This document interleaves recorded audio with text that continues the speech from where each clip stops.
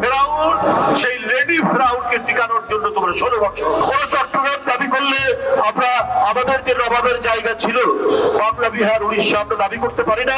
মমতা ব্যানার্জি তিনি খুব মন খারাপ করেছেন। জয় বাংলা বললে তো আমাকে মমতার জয় মনে হবে। আর বাংলাদেশ জিন্দাবাদ, আমার মানচিত্র, আমরা রক্ত দিয়ে এসে যে স্বাধীনতা কিনেছি ওই স্বাধীনতা আবার বিক্রি করে দেব। আমরা পিন্ডির কাছ থেকে স্বাধীনতা ছিনিয়ে এনেছি, এটা দিল্লির কাছে আমরা আত্মসমর্পণ করব।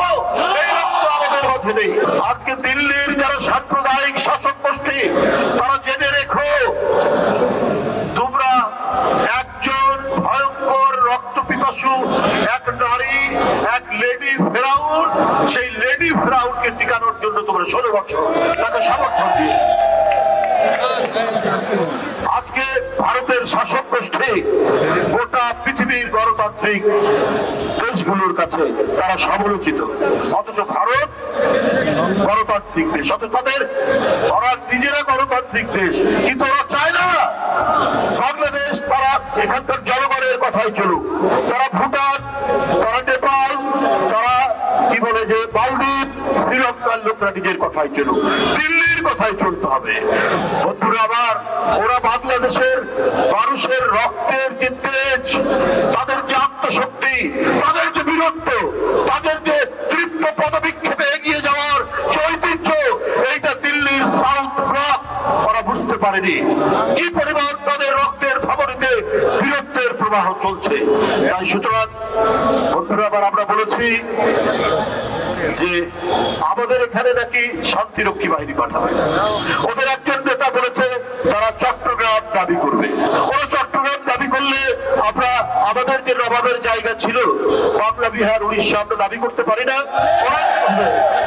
আমরা সেই জন্য দাবি করেছি।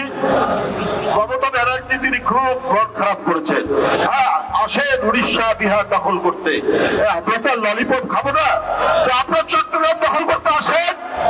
আমরা কি আমলকি খাবো নাকি আমরা চানাচুর খাবো? আমরা সেটা খাবো না। আমরাও আমাদের শক্তি, আমাদের দেশ, আমরা আমার দেশকে রক্ষা করবো। বন্ধুরা আমার এক মিনিট, আমি লাস্ট একটি কথা বলছি। শেখ হাসিনা আদালতের মাধ্যমে জয় বাংলাকে জাতীয় স্লোগান করেছেন। এটা এখন সাবজুডিস, এটা এখন আদালতে বিচার চলছে এই ব্যাপারে। কিন্তু আমার শুধু একটা অভিমত, ব্যক্তিগত অভিমত, বাংলা নামে একটা প্রদেশ আছে ইন্ডিয়া।